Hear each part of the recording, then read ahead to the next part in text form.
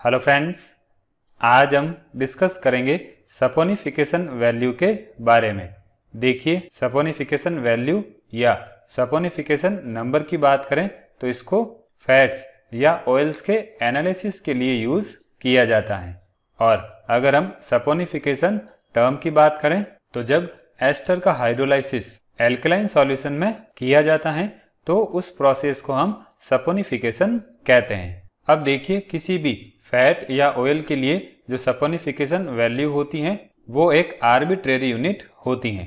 अब बात करते हैं इसकी डेफिनेशन की। तो देखिए, 1 ग्राम फैट या ऑयल को सपोनिफाई करने के लिए पोटेशियम हाइड्रोक्साइड के जितने मिलीग्राम की रिक्वायरमेंट होती हैं उसी को हम उस फैट या ऑयल की सपोनिफिकेशन वैल्यू या सपोनिफिकेशन नंबर कहते हैं।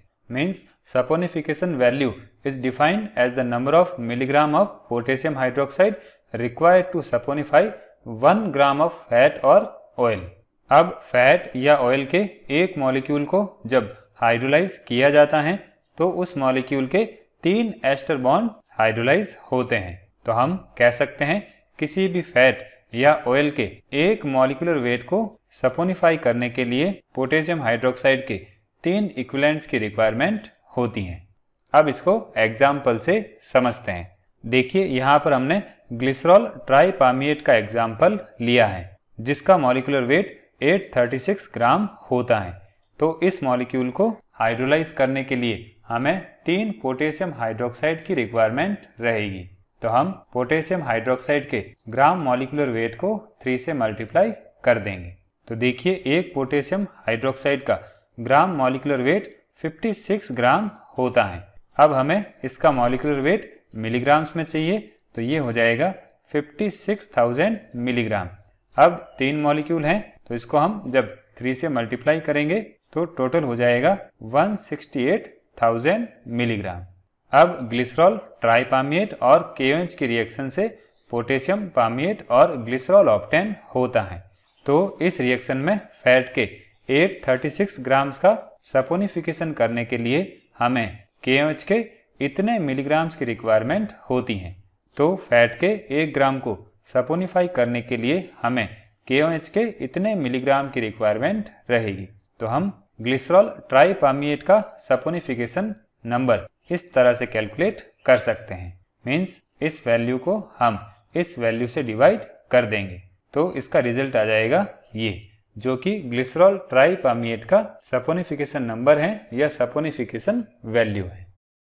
अब देखिए, अगर फैट का मॉलिक्यूलर वेट m होता है तो सपोनिफिकेशन वैल्यू का फॉर्मूला ये हो जाएगा।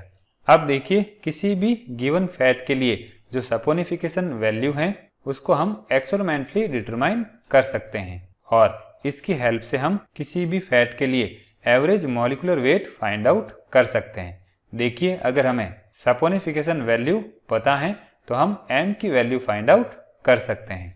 अब किसी भी फैट के लिए सपोनिफिकेशन वैल्यू जितनी ज़्यादा होती हैं तो उस फैट में लो मॉलिक्यूलर वेट ग्लिसराइड का परसेंटेज भी इंक्रीज हो जाता है। मीन्स सपोनिफिकेशन वैल्यू और अगर हम मॉलिक्यूलर वेट की बात करें तो ये दोनों एक दूसरे के ऑपोजिट हैं। मीन्स सपोनिफिकेशन वैल्यू इंक्रीज होती हैं तो ग्लिसराइड का मॉलिक्यूलर वेट डिक्रीज होगा। अब किसी भी फैट के एवरेज मॉलिक्यूलर वेट की बात करें तो वो फैटी एसिड कंपोनेंट की कार्बन चेन की एवरेज लेंथ पर डिपेंड करता है। मीन्स कार्बन चेन की लेंथ जितनी ज़्यादा इंक्रीज होगी मॉलिक्यूलर वेट भी उतना ही इंक्रीज होगा। तो हम सपोनिफिकेशन नंबर या सपोनिफिकेशन वैल्यू के बेसिस पर किसी भी ग्लिसराइड में कार्बन चेन की एवरेज लेंथ को भी डिटरमाइन कर सकते हैं। मीन्स जो सपोनिफिकेशन नंबर है वो ग्लिसराइड की कार्बन चेन की लेंथ को इंडिकेट करता है। अगर सपोनिफिकेशन वैल्यू हायर होती है तो उस केस में ग्लिसराइड की कार्बन चेन की लेंथ कम रहेगी और अगर सपोनिफिकेशन वैल्यू कम होती है तो उस केस में उस ग्लिसराइड की कार्बन चेन की लेंथ ज़्यादा होगी। अब बात करते हैं सपोनिफिकेशन वैल्यू के डिटर्मिनेशन के लिए एक्सपेरिमेंटल मेथड की। तो देखिए, इसमें सबसे पहले फैट की एक वेट क्वांटिटी ली जाती है जिसको excess standard ethanolic KOH solution के साथ रिफ्लक्स किया जाता है। फिर उसके बाद जो अनयूज्ड एल्कली होता है उसको स्टैंडर्ड एसिड सॉल्यूशन के अगेंस्ट टाइट्रेट किया जाता है। ये हो जाएगी कुछ फैट्स और ऑयल्स के लिए सैपोनिफिकेशन नंबर की वैल्यू।